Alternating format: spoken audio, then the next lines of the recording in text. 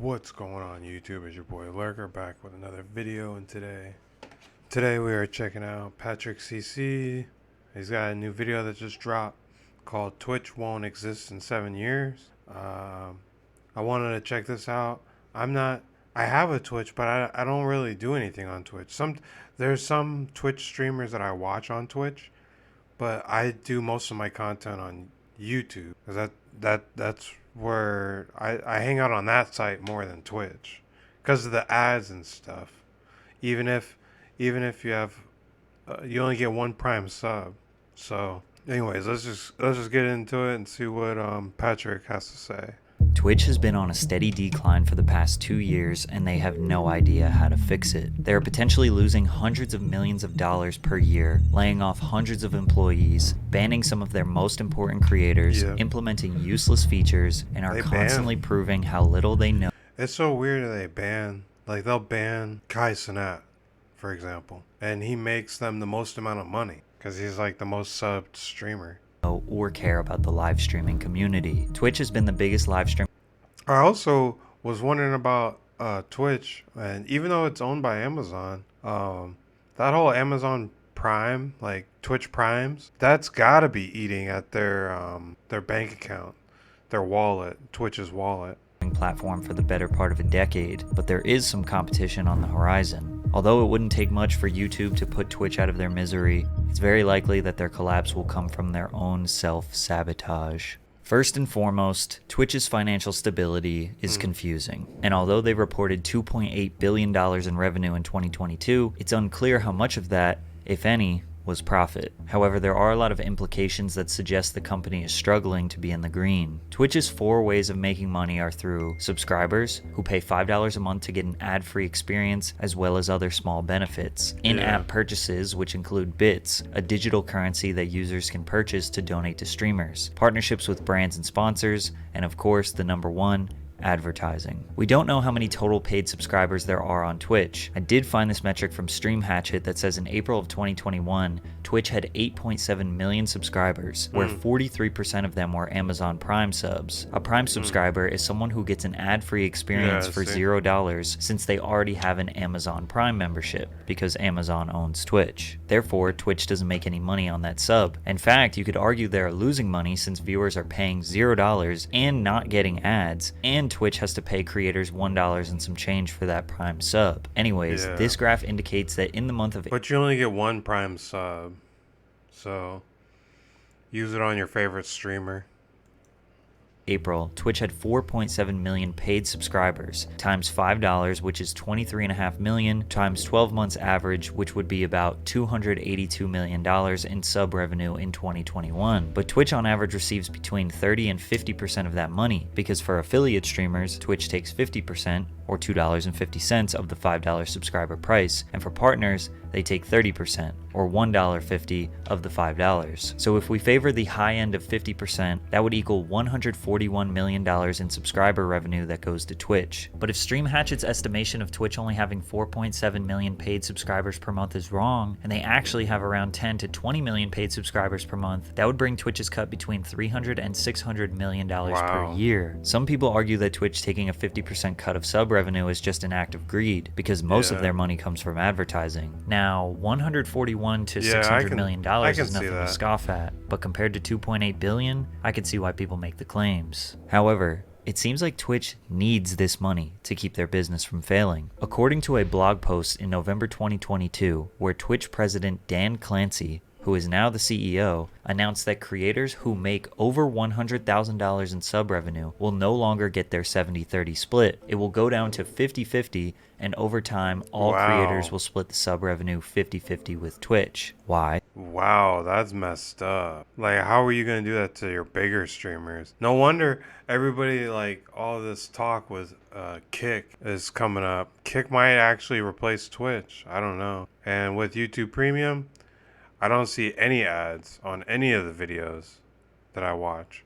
So I can watch a YouTube streamer, and not have to worry about ads. Just for having the YouTube Premium. And it's only like $10. So it's like twice as much as Twitch Prime, but it's like you unlock Twitch Prime but for all the channels on YouTube. Anyways, let's see what Patrick has to say, because that's a crazy statistic. Well, because it's too expensive to run Twitch. Delivering Yeah. high definition, low latency, always available live video to nearly every corner of the world is expensive. Using the published rates from Amazon's Web Services Interactive Video Service, or IVS, which is essentially Twitch video, live video costs for a 100 CCU streamer who streams 200 hours a month are more than $1,000 per month. Now, what they said here is very misleading. If you want to start your own live stream platform, you can pay for Amazon IVS, or basically Twitch's infrastructure. The problem with Dan's statement here is there is simply no way Amazon is charging Twitch the same rate that anyone else would be charged for using IVS. Why wouldn't Amazon do that? Well, again, because Amazon owns Twitch. Amazon would charge me or you $1,000 per month to deliver HD live video to 100 concurrent viewers at 200 hours a month, but they likely charge Twitch at least 50 to 90% less than that. In fact, nobody has any real idea of how much it costs to run Twitch. Obviously, you have employee compensation with thousands of employees, how do they but make more money? importantly, billions. How are they paying their employees? I'd like to go into Twitch's headquarters and then see like what they do on a day-to-day basis. Of dollars per year in energy costs to maintain those servers and deliver perfect quality on-demand streaming all over the world at any given moment. And although we don't know those costs, we can pretty safely say that taking a higher percentage from their partners is not going to cover the expenses. Now, regarding how much Twitch makes from bits, it's unclear, but I'm sure most streamers can agree that bits donations are nowhere near as common as subscribers. It was reported that Twitch generated $185 million from in-app purchases. I'm not sure if this includes subscribers and bits together, or if it's just bits and other microtransactions like badges, gift cards, and Loot Cave. Either way, we are learning that at best, Twitch is generating roughly $750 million from subs and in-app purchases, or at worst, $185 million. Regardless of what the real numbers are, we know that without a doubt, Twitch could never survive on just paid subscribers and in-app purchases, which means that likely the $2+ billion in revenue they generated in 2022, pretty much it comes from advertising and brand partnerships. The problem with this is advertisements are destroying the viewer experience. Creators have a terrible revenue split with Twitch, which has led to a near 10% decrease in average viewership. And why? Yeah, because those ads, I'm telling you, like, if you've been on Twitch, you know, like, if you go on like a big streamer and they got like 20K viewers or whatever, there'll be like ad breaks where you'll have to watch like 9 1-minute ads back to back just to get back to the content. That's like 10 minutes of content just gone. Unless you check the VODs. We all know how annoying ads can be. Besides when I do them, because today's video is sponsored by Aura. Have you ever Googled your name and seen yourself on one of those strange sites that has way too much information about you? It feels to start your 2-week free trial. Link in the description. Thanks, Aura. On an average Twitch stream, a viewer will get a minimum of 3 minutes of advertisements per hour. However, in late 2022, Twitch announced the rollout of the Ads Incentive Program, where they encourage streamers to run 8 to 10 minutes of ads per hour. Multiple minutes of ads being displayed consecutively will result in viewers either leaving the platform or clicking off to another streamer. The only problem is every time you click on a new stream, you will get hit with another non-skippable 30-second ad. There is no way to skip the ads. There is no way to escape the ads, and there is no way to rewind the stream and Twitch see what you just missed. Yep, this has Twitch led to a near 10% decrease in hours watched and average viewers from 2021 to 2022. Both of those metrics are also down in 2023 by 5%. Simply put, there are too many ads on Twitch, but that's a good thing for the thing with Twitch is only for streaming, because the VODs don't stay there permanently like they do on YouTube. YouTube saves the VOD for all live streams and puts it in a separate little tab on your channel. company, right? Well, not exactly. Twitch does not have an immense amount of data on who their viewers are because there isn't a whole lot to do on the platform to track it. Think about YouTube, TikTok, and Instagram. In just a few minutes, you will be exposed to a large variety of different niches, and you are actively pressing the like button or stopping to engage with the content. The amount of specific information you give about yourself without realizing is just data that gets organized and used to sell targeted ads to you. Because of my Instagram habits, the app knows that I like men's streetwear and accessories, skateboarding, modern furniture, rap music, and golf. So they can send me ads related to those things. All Twitch knows about me is that I watch I'm Dante a lot and that he's my favorite streamer. So they could maybe guess what I might be interested in based on what they think I'm Dante's viewers like. I'm Dante might react to this video today if he streams today.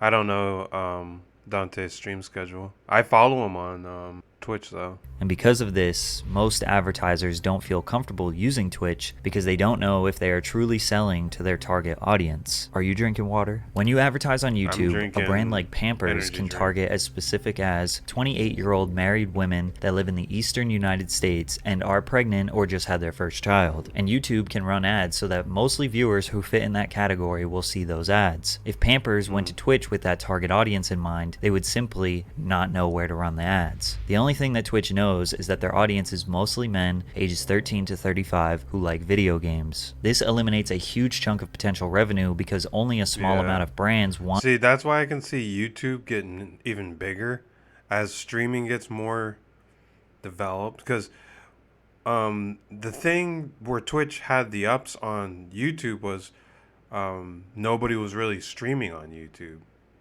Everybody was just streaming on Twitch, and YouTube was like the site you go to type in the search bar for a video that you want to look up. Nobody was really looking at streamers, but now that they're adding some quality of life aspects with the channel, YouTube just is the better option. You can customize your channel so perfectly. Like, I don't know. I personally, I streamed on YouTube a couple times, but if I was gonna go streaming full time, I would go on YouTube or even Facebook. Facebook might beat Twitch eventually.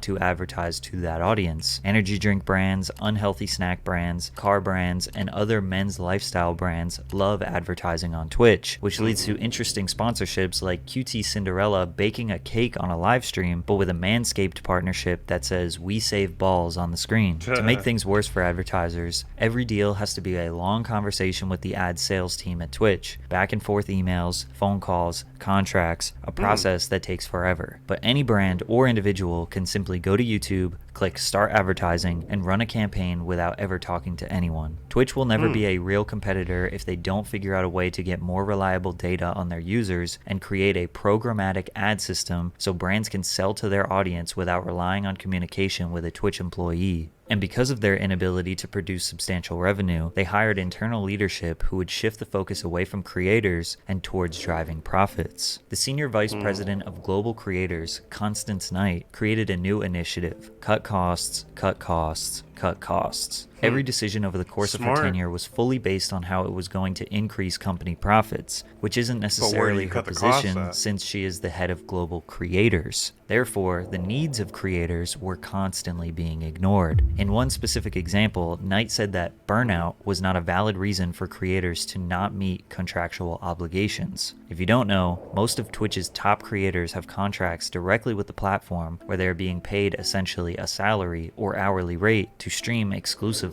on the platform. These contracts require them to stream anywhere from 70 to 100 hours per month, which is roughly 3 hours per day or 4 hours per day if you want the weekends off. But the VP was not letting creators use burnout, or basically them being unmotivated to stream, as a valid excuse to not meet their monthly stream requirements, which led to Twitch employees feeling like the company was losing its way. 12 Twitch employees had gone to HR or logged complaints with their superiors overnight. 5 had left the company citing Knight as a reason. Now, some of you watching could never be convinced that sitting at a computer and playing video games could become a stressful or an annoying job in any way, shape, or form. But at the end of the day, it still is a job, and anyone can burn out from any job that they do every single day for years. Another previous Twitch employee took to YouTube to state how they feel about the company. Twitch doesn't care about creators. Twitch cares about looking like they care about creators. Everything Twitch has done for the last 4 years has been with the goal of feeling like they understand and care. Although this could Yeah. seem like an employee who is just upset about being fired, Twitch has shown time and time again that no matter how large of a creator you are, they will take you down, even at your highest moment. Yeah, Kai they took Cenat, down a Kai creator Cenat, who only yeah. just started streaming in February of 2021, dominated Twitch in all of 2022. He reached the very rare milestone of 100,000 subscribers, which made him the #1 most subscribed creator at that time. This prompted him to do a subathon, which was a 24/7, 28-day long non-stop stream in February 2023 to try and break the record for earning the most subscribers on Twitch in a single month. That record was previously held by Ludwig at 283,000.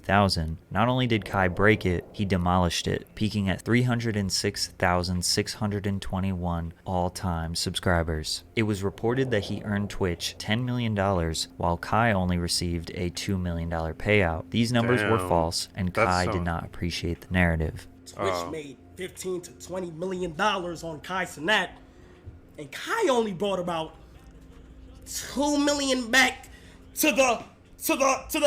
Bro, where y'all getting these numbers from? Where are these numbers coming from? Because now it's a narrative that I'm just a black man who's getting used for millions and millions and millions of dollars. Kai breaking the sub record was huge news, covered by publications like the BBC and Bloomberg. I was and most of watching. us would assume I was that there Twitch would for do it. anything to boost Kai up. After all, he made history gave on him that my Prime platform. At the sub. very least, they would try to use this amazing moment to show the That world month. what wonderful opportunities there are for creators on Twitch. They could squeeze out more press with Kai and do campaigns to get more people or brands interested in live streaming. But no, instead, they sent him a $100 pair of sneakers and banned him from their platform. It better be a contract in there. Oh! Congratulations, Kai, on your huge accomplishment. We are so proud of you, Laura, Anna, and all of your friends at Twitch.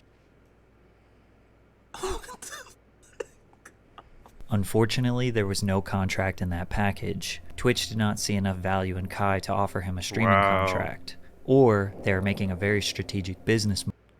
I don't think that's strategic. I think that's where that's where the downfall is coming, because YouTube came in and got a few streamers from Twitch to exclusively stream on YouTube, like Leslie and more importantly, like Ludwig. And I think Kick did the same thing with Aiden Ross, I think. I can't remember. But Twitch it's starting to take money away from the very people that, provide content for their website service. It's just insane. And then to ban like your most profitable streamers isn't that just bad for business? I don't know. Move. Twitch is very top heavy, meaning the top creators are making all of the money. Only 5% of Twitch streamers made over $1,000 in 2021. Damn, what? Revenue by user in 2021.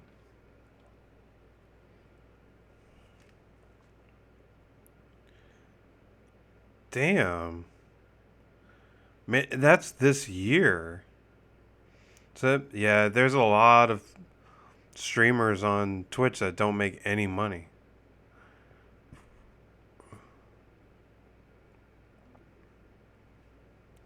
Is this $10 in a year? And this is $1 in a year? What's the middle?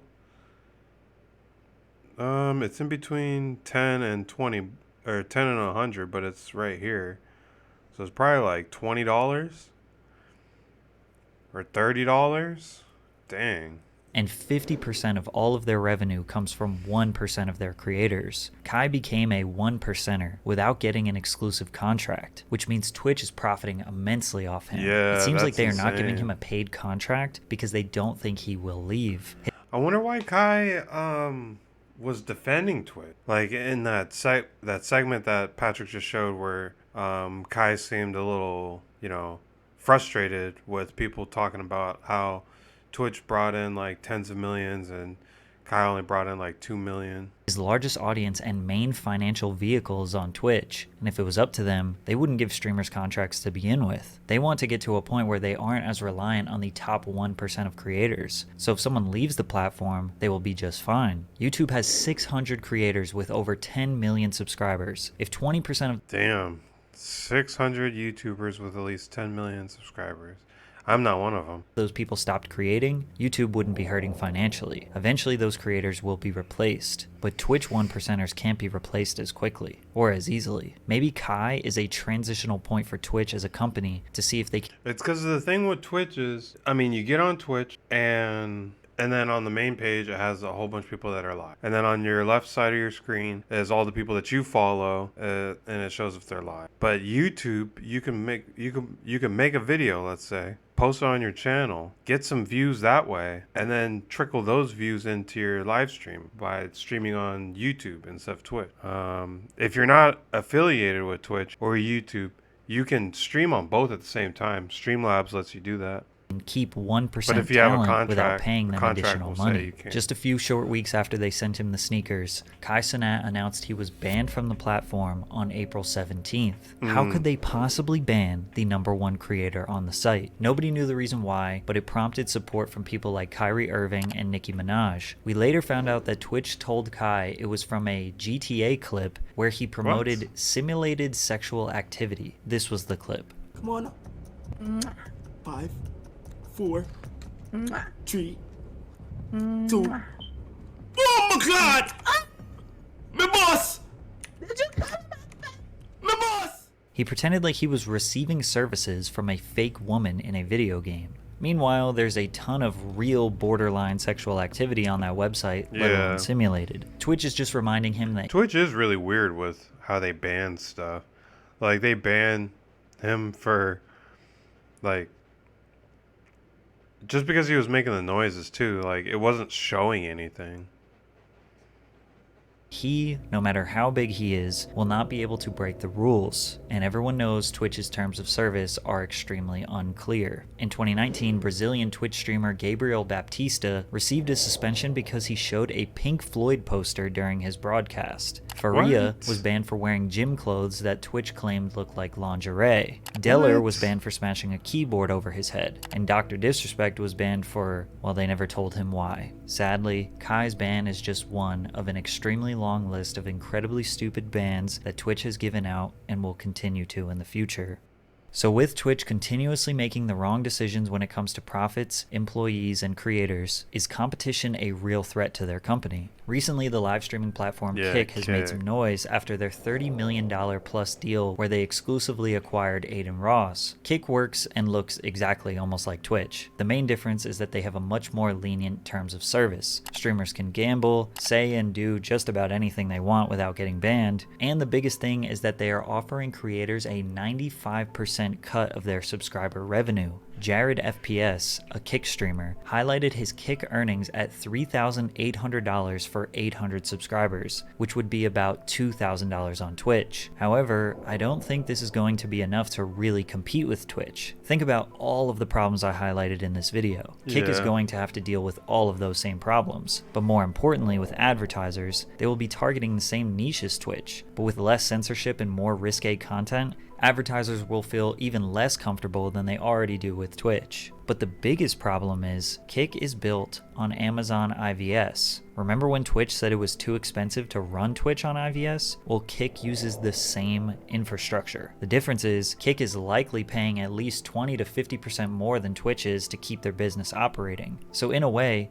no matter how successful Kick gets, they will be paying millions, if not billions, to Amazon, who could use that money to fund Twitch. Now, YouTube gaming, or their live streaming sector, could very well be a threat. The worst part about YouTube is that the live streaming experience is just not as good. The chat is chaotic and hard to read. You can't look at chat logs, which makes it really hard to moderate. The raid feature is terrible. The discovery page for live streamers actually looks like they don't update it. And they lack many of the small features that make Twitch streaming more dynamic and more fun. Yet even with all of those downsides, YouTube still holds nearly 15% market share in the live streaming space. So why is YouTube a threat? It's very simple. YouTube has 2.5 billion monthly active users compared to Twitch's 140 million. YouTube has a strong and reliable ad revenue system, which generated $29 billion last year. Plus, they are offering 70-30 splits for streamers. And if you build a following up as a streamer on YouTube, you now have a whole YouTube channel that you can post regular videos on. You just built yourself 2 assets at one time. Most Twitch streamers have to post clips of their streams on YouTube in order to grow. And even still, the translation is not that great, and they end up being more popular on YouTube. If YouTube just got their live streaming page to operate exactly like Twitch or Kick, which wouldn't really be that hard for them, it wouldn't make any sense for small streamers to use Twitch. 1% streamers like Hassan and XQC wouldn't immediately jump ship,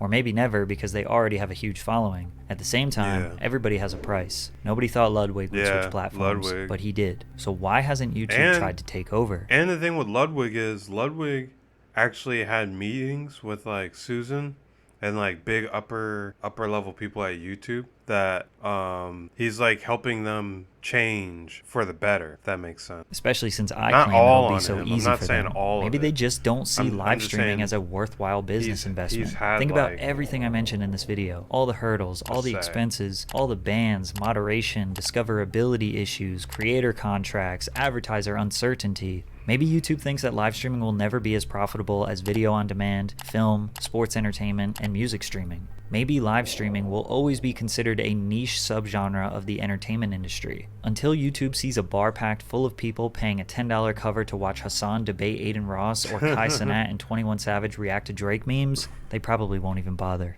So what should Twitch do? Well, they definitely need to figure out a middle ground with ads. They need advertisers to pay the bills, and we as viewers understand that. Maybe a feature could be implemented that allows viewers to skip an ad or two just in case they pop up at a crucial time in the stream. Maybe even a feature that allows viewers to watch ads for a reward, or uninterrupted ad time when there's some downtime in somebody's stream. Kind of like... That would be interesting if there was like something to where if you're watching an ad, you get like points or something.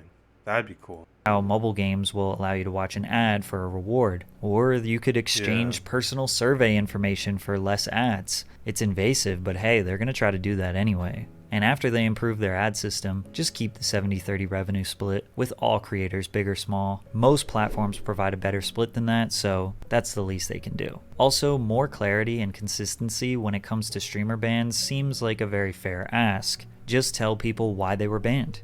Dr. Disrespect. In detail. Timestamp it, provide a clip. Every single time someone is banned, it should be the same process. Most importantly, they need to improve discoverability for small/medium-sized creators. Twitch streamers relying on YouTube or TikTok to gain a following is absolutely ludicrous. Twitch is way too reliant on the 1%ers, and they're way too reliant on other platforms. Ultimately, I want to see Twitch win, and the streaming community wants to see them win as well. I think live streamers are incredibly underrated in terms of their entertainment value and ability to hold an audience for hours on end. But if they don't make these critical improvements, and YouTube just decides to invest $1 billion into making YouTube gaming a fierce competitor, I think Twitch could be on the verge of going out of business 5 to 10 years down the line. That was an interesting video. The thing with Twitch is like Kai Cenat.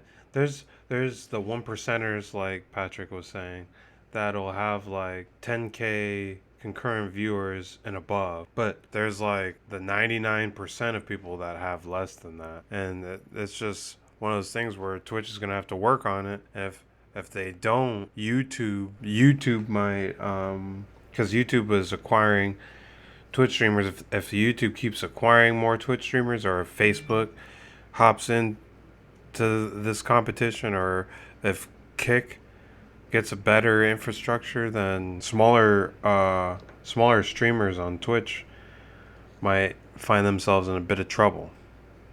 Anyways, that's it for this video. If you like what I had to say, go ahead and smash like on the video, and also click subscribe if you want to join the lurkers. We're like 120 strong. If you click subscribe, make sure you hit the notification bell so you get notified every time I make a drop. But until next time, see you in the next video, lurkers. Peace.